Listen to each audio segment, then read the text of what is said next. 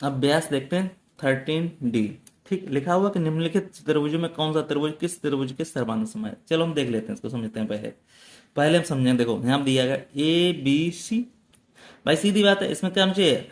भुजा और कोण बिल्कुल बराबर होने चाहिए, वही त्रिभुज सर्वांग। दोनों तरफ से हमें देखना होता है, भुजा भी होना चाहिए बराबर और संगत कोण भी बराबर होना चाहिए। चलो देखते हैं, इसमें लिखा हुआ है देखो ABC। अब कौन कौन से त्रिभुज होंगे सर्वांग वो हम देख लेते हैं। देखो सबसे पहले ABC ले लें, चलो ले लो। यहाँ पे क्या है? त्रिभुज ABC। अब सर्वांग किसके किसके हो सकता है? देखो चेक करो। देखो बेस दिया है, बेस दिया है। ठीक, कोण दिए हैं 60 40, बिल्कुल सम मिल गया यार। कहीं दूर जाने की जरूरत ही नहीं पड़ी। तो लिख दो यहाँ पे। देखो तो यहाँ पे क्या कर देंगे? त्रिभुज FED मिल गया। ठीक है। अब देखो दूसरा कौन सा हो सकता है? देखो अब देखें ADB।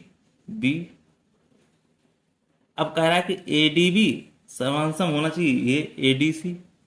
ADC देखो, चलो भैया इसको भी देख लेते हैं। ADC, चलो चेक कर लेते हैं इसको। पता तो है नहीं फिलहाल, चलो देखते हैं। देखो AB और D लिखो। लिखो त्रिभुज ABD। अब देखो इसमें देखो भुजा देखो बराबर हो नहीं। देखो 30 की 30 ये है सेम, बिल्कुल कोण मिल रहा है। 25 25 का मिल रहा है, 25 25 का मिल रहा है। तो इसे सीधी सीधी लिख सकते हैं भैया, ये त्रिभुज कोण कोण हो रहा है, भुजा भुजा हो रही है। त्रिभुज ABC। ठीक, ABC और त्रिभुज ABD। ठीक, इस तरह से ये बराबर हो रहा है, सर्वांग सम हो रहा है। फिर दूसरा कोण क्या दिया गया वो उसको समझ लेते हैं। बिल्कुल सिंपल सा है भैया। देखो ADB। ठीक, अब देखो AD। ठीक, तो ABD चलो हो गया ये समय। नेक्स्ट क्वेश्चन देख लेते हैं क्या कह रहा है। अब देखो इसमें देख लेते हैं क्या कह रहा है। इसमें देखो AOD, ये त्रिभुज बन गया एक।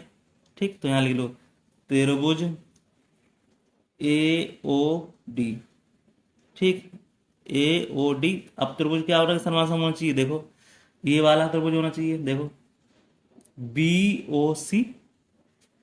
त्रिभुज BOC बिल्कुल सेम मिल रहा है। देखो यहाँ पे 2 दिया, ये भी 2 दिया, बेस कोण भी 100 दिया, कोण भी 100 दिया। इसका मतलब ये दोनों से क्या कह रहा है? भुजा भुजा बराबर है, कोण कोण बराबर है। अगर भुजा कोण बराबर हो तो वो त्रिभुज कैसा होगा? सर्वांगसम होगा। सीधी बात है, बन गया ये चित्र। बिल्कुल सिंपल सा लगा सवाल, कोई कठिन तो नहीं लगा होगा। इस तरह से क्वेश्चन हो गए। चलिए अब दूसरा देख लेते हैं। दूसरा क्या कह रहा है? देखो चित्र में दिया गया है, देखो अभी आप समझेंगे। चित्र में दिया गया AD और ए के अर्धक है तो क्या, तथा AD लंब है BC पे, तो क्या ADB सर्वांग है ADC की? देख लेते हैं। अब देखो यहाँ पे देखो AD दिया है, ठीक। अब कोण A अर्धक है, सीधी बात है। देखो लंब पड़ा हुआ तो अर्धक होगा ही। तो क्या हुआ? AD पे लंब BC बिल्कुल है। क्या ADB और ADC सर्वांग होंगे? बिल्कुल सिद्ध है यार। देखो कैसे होंगे, अब समझो। यहाँ पे चित्र यहाँ लिख देते हैं। देखो AD बराबर AD। AD बराबर AD मतलब दोनों त्रिभुज के लिए क्या है? ये ओबेनिस्ट है। ये कैसी है? ओबेनिस्ट है।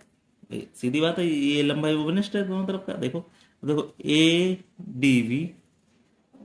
ठीक, बराबर किसके? ADC के। ADC के, क्योंकि ये 90 है भैया, बीच में 90 पर। देखो ADB लेंगे या ADC लेंगे, ये बीच में 90 मिलेगा। तो ये क्या हो गया? ये 90 अंक का, सीधी बात है। DD 90 दोनों तरफ के लिए, तो इसलिए क्या हो जाएगा यहाँ पे? देखो यहाँ पे सीधी बात है भैया। देखो BAD BAD बराबर CAD CAD CAD CAD, क्योंकि बराबर है, क्योंकि ये अर्धक है इसलिए। ठीक, इसलिए ये भी हो गया क्वेश्चन हमारा। क्या ये है? लिख दो हाँ। आंसर हो गया हाँ। ठीक, चलिए नेक्स्ट क्वेश्चन कह रहा क्या है? क्या ये कहना सही है कि BD बराबर, देखो BD बराबर DC? बिल्कुल सही बात, लिख दो यहाँ पे। लिख दो हाँ, कहना सही है। हाँ ये बात कहना सही है, सीधी बात है। जब ये बराबर है तो फिर क्या इसमें कहना बात।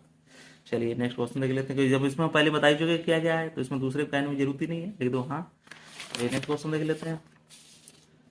कह रहा है कि चित्र में देखो, चित्र में रेखा दी गई देखो, ए एक्स, सी ए बी और बी डी सी को समद्वाय करती है, वो तो कर ही रही है। तो उन तथ्यों के बताइए कि जो सिद्ध करता है कि ए बी डी सर्वांग सम होगा ए सी डी। ठीक, देख लेते हैं इसको। देखो यहाँ पे त्रिभुज ए बी डी सर्वांग सम है त्रिभुज ए सी डी की।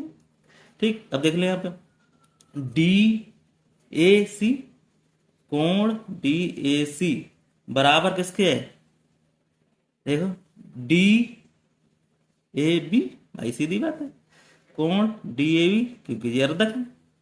कैसे है, अर्धक है।